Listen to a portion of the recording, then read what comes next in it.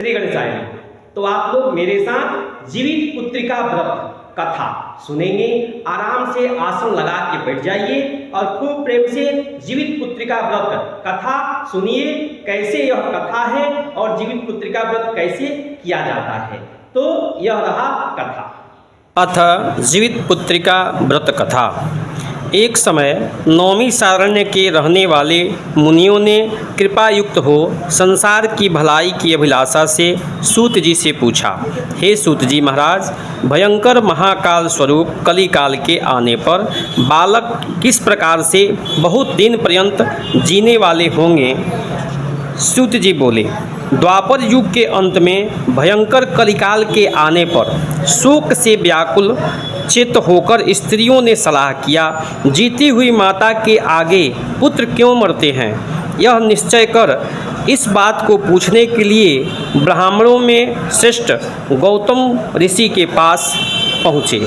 विनय से नीचे सर को करके स्त्रियां सुखपूर्वक एकांत में बैठे हुए महात्मा गौतम जी के सामने बैठकर पूछने लगी।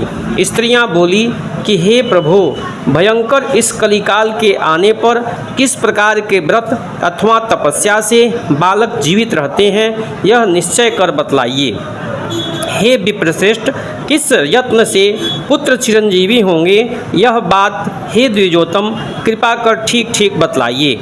धौम्य जी बोले कि पहले सतयुग में सत्य बोलने वाला, सत्य साधन, सच्चाई से सब कार्य सिद्ध करने वाला, समदर्शी, सबको बराबर समझने वाला, दयालु जीवितवाहन नामक राजा था। हे बड़े भाग्यशाली द्रौपदी, वह किसी समय अपनी ससुराल में गया और स्त्री सहित वहाँ रहने लगा। उस गांव में आधी रात को कोई स्त्री पुत्र शोक से व्याकुल होकर पुत्र के दर्शन में आशा नहीं से दुखित होकर करुणापूर्वक रोदन करने लगी, हाय हाय, मुझ बुढ़िया के आगे मेरा जवान बेटा मरेगा। उसका इस प्रकार रोना सुनकर राजा का हृदय विदीर्ण हो गया। बाद वह राजा वहां जाकर बोले कि लड़के के मरने के हेतु कहो, किस लिए रो रही हो। वह बोली, हे राजन, गरुड़ प्रतिदिन पुत्रों को खाते हैं। वह दयालु राजा बुढ़िया के वचन सुनकर बोले कि हे माता, तुम सुखपूर्वक रहो, मैं पुत्र को बचाने का यत्न करता हूँ। यह कहकर निर्भय होकर वह राजा जहाँ गरुड़ आकर प्रतिदिन मांस खाता था उस स्थान पर गया और गरुड़ आकर राजा के शरीर का मांस खाने लगा। जब अत्यंत तेजस्वी गरुड़ राजा के बाएं भाग का मांस खा चुका था, तब दूसरे तरफ के मांस खाने के लिए राजा दाहिनी तरफ घूम गए। यह देखकर गरुड़ बोले कि आप किस देवता की योनि से पैदा हुए हो। हे सूरवीर, तुम मनुष्य नहीं हो, अतः अपना जन्म तथा कुल बताओ।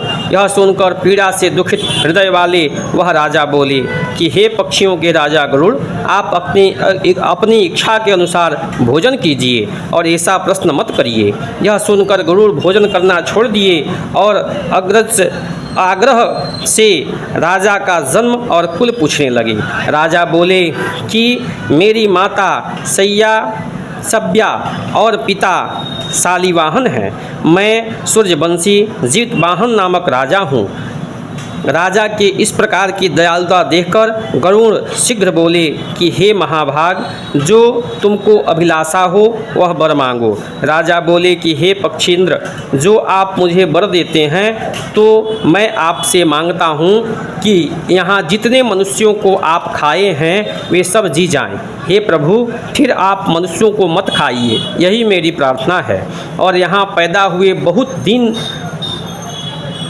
दिन तक सर्वदा जीवे, वैसा वर दीजिए। धौम्य बोले कि आनंदपूर्वक ऐसा वर देकर पक्षियों के राजा गरुड़ स्वयं राजा के काम के लिए नागलोक में प्रवेश किए। बाद वह गरुड़ अमृत को वहाँ से लाकर हड्डियों के राशिभूत पर मृतकों के शरीर पर उस अमृत की वर्षा चारों तरफ किए। बाद राजा की कृपा तथा गरुड़ के प्रसन्नता से वहाँ पहले के से मरे हुए जितने भी मनुष्य थे सब जीवित हो गए और राजा का शरीर भी दुगुना सौभाग्यवान होने लगा। राजा की दयालुता देखकर गरुड़ बोले, संसार की भलाई के लिए दूसरा यह वर देता हूँ कि आज अश्विनी मास के कृष्ण पक्ष में सप्तमी से वर्जित शुभ अष्टमी तिथि है।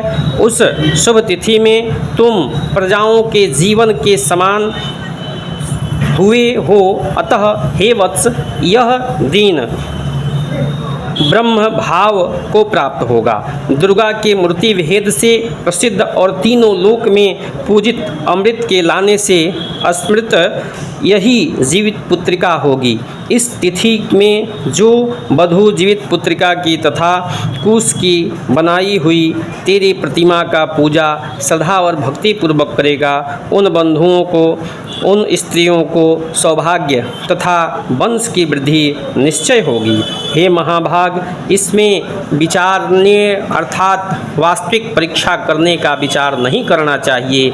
हे राजन, सप्तमी से वर्जित जिस तिथि में सूर्योदय हो उसी अष्टमी तिथि में व्रत तथा नवमी में पारण करना चाहिए। सप्तमी से युक्त अष्टमी तिथि में व्रत कदापि नहीं करना चाहिए, अन्यथा मनोरथ में हानि होती है और सौभाग्य का नाश होता है।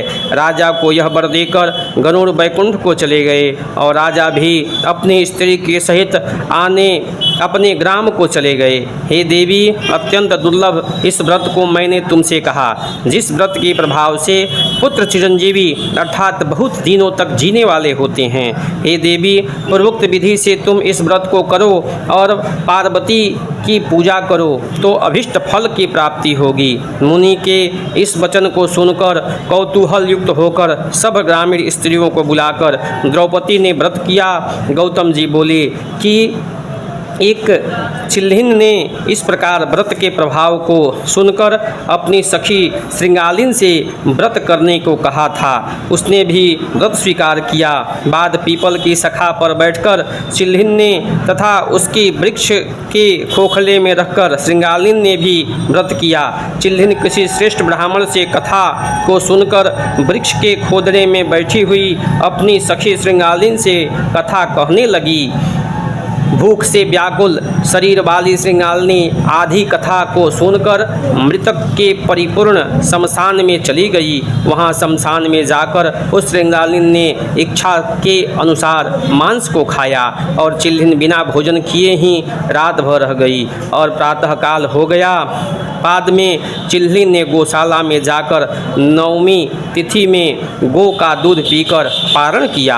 कुछ दिन बीतने पर दोनों मर गई और व्यापार करने लगी। किसी एक धनादय के घर दोनों का जन्म कन्या के रूप में हुआ। संयोगवश दोनों का जन्म एक ही घर में हुआ। उसने श्रृंगालिन बड़ी और चिल्हिन छोटी हुई।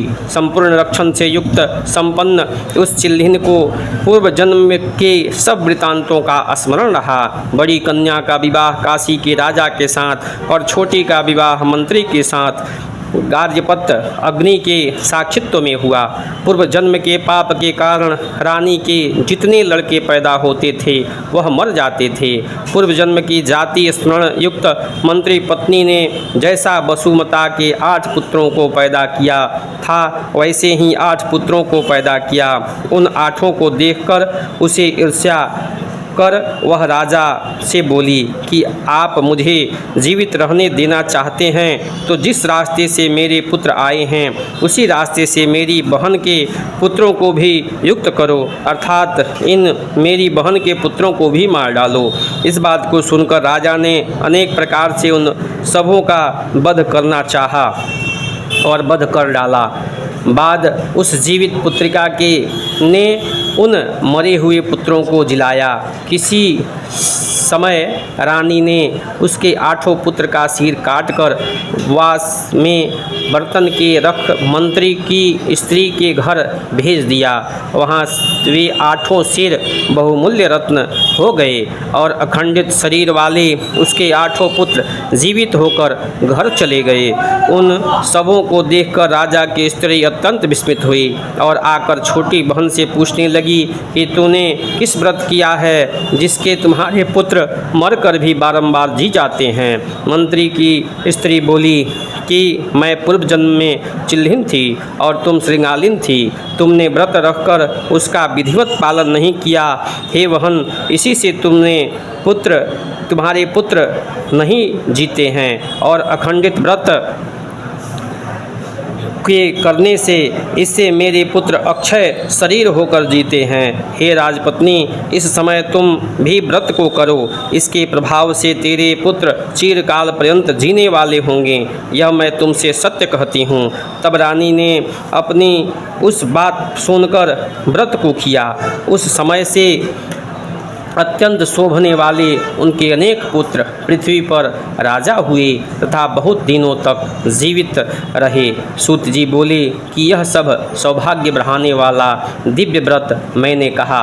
सब स्त्रियां पुत्रों को जीने की इच्छा से इस व्रत को करें। एक बार प्रेम से बोल दी, जीवित पुत्रिका व्रत की जय। तो यह रहा कथा। इसमें आप लोग भी कह सकते हैं ए और यार का बरियार रामचंद्र से कहिया जाए कि अपने पुत्र का नाम रख करके इनका माताजी जीवतिया भूखल बानी, ऐसे भी कहा जाता है। तो आप लोग कहेंगे और यह कथा सबके पास शेयर करिए ताकि सभी लोग यह जीवित पुत्रिका व्रत कथा सुन सके और सभी लोग जान सके। तो शेयर करें और चैनल को सब्सक्राइब करें। धन्यवाद। जय श्री राम।